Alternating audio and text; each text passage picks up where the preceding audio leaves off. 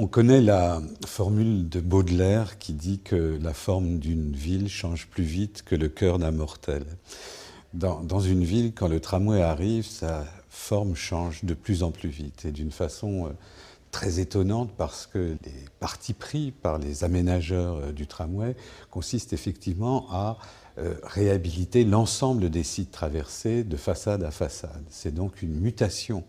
de ces trajets, une mutation urbaine considérable. Et donc nous sommes dit qu'il fallait pouvoir aussi témoigner de cette mutation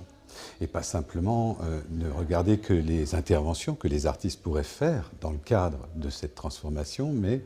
inviter des artistes à témoigner de cette transformation même. Et de ce point de vue, il s'agissait de rendre compte un peu de l'avant, du pendant, ce terrible moment du chantier qui met la ville sens dessus-dessous, mais qui en même temps fait apparaître sous les plaies des fossés et de toutes les scarifications de la surface de la Terre, fait apparaître aussi une mémoire, un passé, un refoulé de l'urbain, et puis ce qui va advenir de ces parcours et de ces sites. Et donc, nous avons choisi d'inviter 4 artistes à accompagner de leur travail et de leur témoignage visuel cette métamorphose pendant 4 ans. Pour cela, on a choisi d'inviter des artistes qui étaient probablement les plus improbables pour faire ce travail, en tout cas ceux dont nous pensions qu'ils apporteraient un regard inattendu, un regard beaucoup plus décalé, beaucoup plus riche, plus complexe que n'auraient pu l'être des photographes ou des cinéastes documentaristes. Il ne s'agissait pas de faire un témoignage de type réaliste, mais plutôt de proposer des regards d'artistes exotiques par rapport à ce monde du documentaire. Et c'est ainsi qu'on a fait appel, par exemple, à un peintre sur soie pékinois qui s'appelle Lu Hao et qui va développer une très longue peinture d'une 20aine de mètres, non plus sur soie mais sur des bambous fendus, qui va restituer un panorama de l'ensemble du trajet du nouveau tramway. Et comme il l'a fait pour témoigner du Pékin qui disparaissait à la faveur ou à la défaveur des Jeux Olympiques qui se sont récemment déroulés là-bas.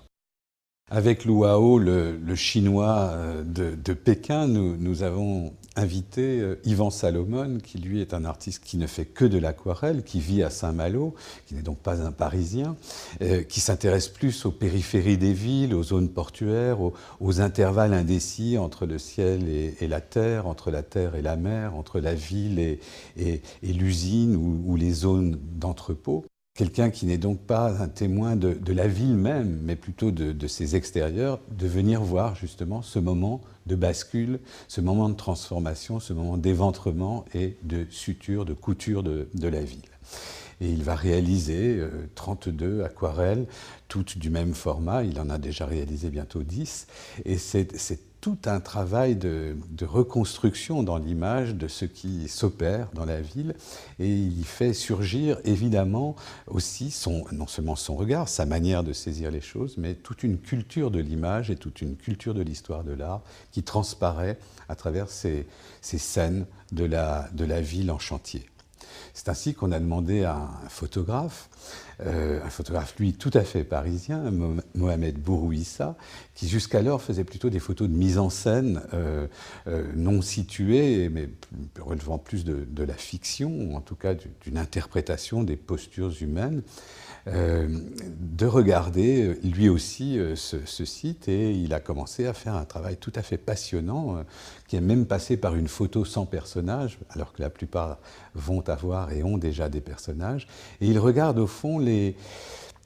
êtres qui vivent dans les interstices de cette périphérie urbaine où passe le tramway, ceux qui sont presque invisibles, ceux qui se logent dans les entre-deux, ceux que, au fond, la transformation urbaine va repousser plus loin, et qui sont là des nomades réversibles. Et c'est tout un magnifique travail qui est engagé comme ça de la reconstitution de scènes en marge de la ville, entre la ville et son extérieur qui est la banlieue, l'au-delà du périphérique. Et c'est ainsi que nous avons demandé à Shuruk Riesh, qui n'est pas non plus parisienne, qui vit à Marseille, de venir régulièrement